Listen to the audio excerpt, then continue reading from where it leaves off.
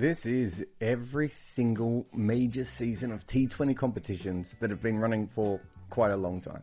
You can see the teams here sorted by average and strike rate. And you can see there's quite a few outliers as well. Like, have a look at this 2011 Blast season with an average of 19 per wicket. That must have been a fun competition to watch. And the CPL has had 2 years with incredibly low averages and even lower strike rates. I mean, this one, the average runs per wicket was 21. Fine, that's low. But a strike rate of barely more than a run a ball. And this one was in 2020. That wasn't even that long ago. And while these are the ones where batting wasn't particularly easy, what about 2010 in the Blast, where batters averaged over 30 runs per wicket, while scoring at a pretty good strike rate as well? Of course, they would have been, because no one could dismiss them. And all of these outliers are obviously completely notable. But let's be honest, the one that matters the most at the moment, and probably of all time, is going to be 2024 IPL. As of May 1st, this is the fastest scoring major T20 series ever. And you can see it's absolutely nothing like anything else on this list. And it's not just the fastest scoring, it's also the one with the best average. Now, things might change. It may regress a little bit. Is it going to regress enough to touch the rest of the tournaments? Probably not. The 2024 IPL is probably going to be an outlier for quite some time. It's a series where you cannot get anyone out, and they're scoring at 1.5 runs per ball for the first time in history. Welcome to the future. Remember that cricket is a funny game. 100 years before we protected our head, players looked after their groins. So don't be as stupid as old cricketers. Protect your computer now. NordVPN is the protection I use when facing cyber shortballs or when rights issues try to dismiss me. Geo-block so you can watch all the cricket you want. Grab your NordVPN deal by going to nordvpn.com/Kimber.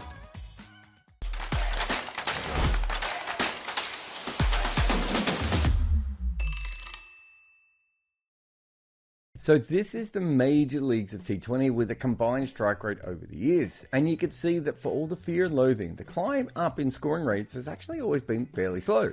Despite all the nonsense of bowlers being replaced by robots and all this sort of stuff, they've actually kept the lid on the scoring pretty well. But there is clearly an upturn that has been happening of recent times. However, there should be. The batters, the bats, and the range of the players is way bigger. And we aren't making grounds any bigger than we used to. One thing I also find interesting is how different tournaments have different patterns. For instance, if we just look at the Blast for a moment, ignoring these two incredible outliers that we talked about before, the Blast is such a consistent competition. Every single year they seem to average between 24 and 26. And most of the years they score between a strike rate of 130 and 140. And you can see that their fastest scoring year was 2023. But most of these years, especially in this tight group here, we would call batting seasons. The Blast is certainly a tournament that is very good for batting. How about if we compare that to the PSL? Well, the PSL is actually really interesting when we look at it this way, but if we take the Blast away, you can see this. There are two eras. There was a bowling era where, let's be honest, that's when a lot of the Pakistani seamers and a few spinners were traveling around the world on the back of the fact that no one could hit them at home. And now recently, we've been having a batting era. And you're not going to be surprised again that 2023 was the fastest scoring year. And this just wasn't a normal fast scoring year either. It's worth pointing out that this is currently the second fastest scoring of the major leagues ever. There was an awful lot of roads that were pulled out in 2023, a little bit like their test pitches. And in 2024, that did regress a little bit. But really, all of these are fast scoring. And what is amazing is just how much the league has changed, especially with these pitches in Pakistan. And it's worth looking at the history of this as well, as this is entirely in Pakistan, and this, of course, is in the UAE. So these are really two completely different leagues. Compare that to the Big Bash, which you can see is a much tighter cluster. And you can see where the majority of these are. They're in the bowling area. It's weird because we don't talk about the Big Bash as a bowling league, and yet almost every year it is very tough to score runs there. Lower averages, but most importantly, very low strike rates. But even within that, their most recent season is still one of the highest scoring ones we've ever seen. They have had these two outlier years over here in 2016 and 2018. But even when batters scored more runs in the Big Bash, they didn't do it all that much faster. And remember where the last World Cup was? Australia. But this is all of the World Cups. And you can see straight away, it wasn't just that it was in Australia because it was low scoring. It's because all of the World Cups have been low scoring. And remember that the last World Cup was played in Australia. and it had the lowest average ever, and also not much of a great strike rate. You could say that this was the best bowling tournament ever in a World Cup. But there were other reasons. This was early season Australian wickets, and they were a lot wetter than they usually would be. However, as we've already said, the Big Bash is a bowling league. And so when you factor in this information with this information, you end up over here. And this is all very interesting because the next World Cup will be played in the West Indies. Notice anything here? I've always found it really fascinating that West Indian batters travel around the world bashing sixes against everyone, and at home they play in one of the slowest scoring leagues. The bowlers completely dominate here. In terms of wickets, they are all over the place. But the one thing that is pretty consistent is that no one scores particularly fast here. The last edition in 2023 was one of their faster seasons, but it was also the second season ever where someone scored over 1.3 runs a ball in that competition. And one of the reasons you see this huge variance with the CPL, of course, is that they play it in different islands and different countries and just different kinds of surfaces all the way through. So when they play a bunch of games in one area and then a bunch of games in another area, it completely messes with the system compared to, the Blast or the Big Bash, which have proper patterns about them. I mean, you have a look at this and it does actually look a lot more like the actual islands dotted around rather than it does any proper pattern. But the reason the CPL is so important this year, of course, is the World Cup, right? If the CPL is used to having slower scoring series where bowlers dominate and the World Cup is, then we can imagine that the games that are played in the Caribbean are going to be even more like this.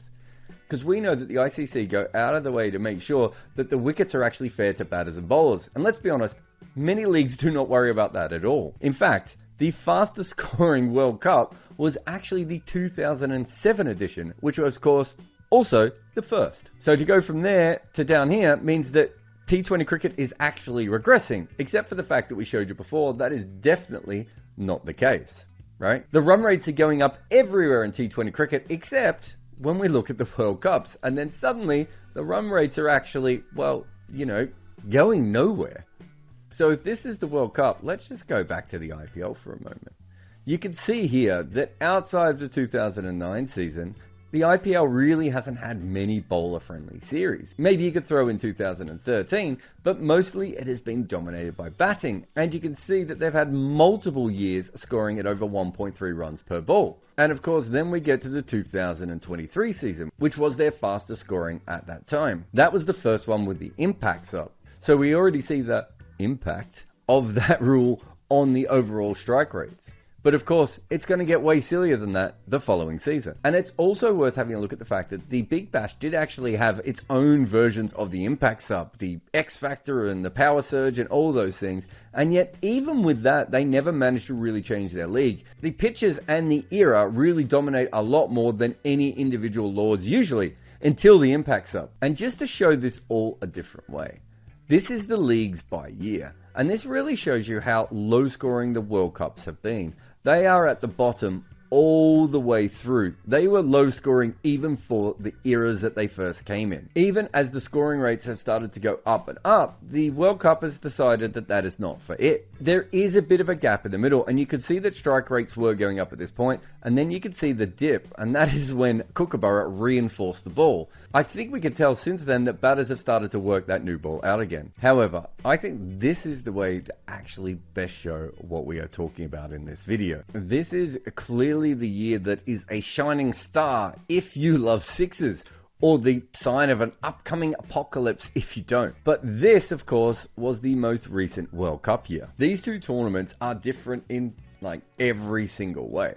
So the question is, will the whack whack slap slap of the 2024 IPL season actually make any difference to what's going to go on in the next World Cup? Because without the impact sub rule artificially elongating all these batting lineups and the wickets not being so flat that even Kuldeep Yadav looks like he's a proper T20 hitter now, the World Cup is going to be such a different tournament. So is this the tipping point of T20 cricket, or is it just another weird outlier, a bit like the 400-run game between Australia and South Africa in ODI cricket? That's probably a question for the next couple of years. But there's a question for the next couple of weeks, right? Which is, how did the best batters in the world go from playing in this, where you can hit almost any ball you want for six, to ending up on something a little bit more like this, a sludge fest in Guyana. But what all this also shows is just what a fantastically stupid sport our game of cricket is, just because of one decision to play it on live grass.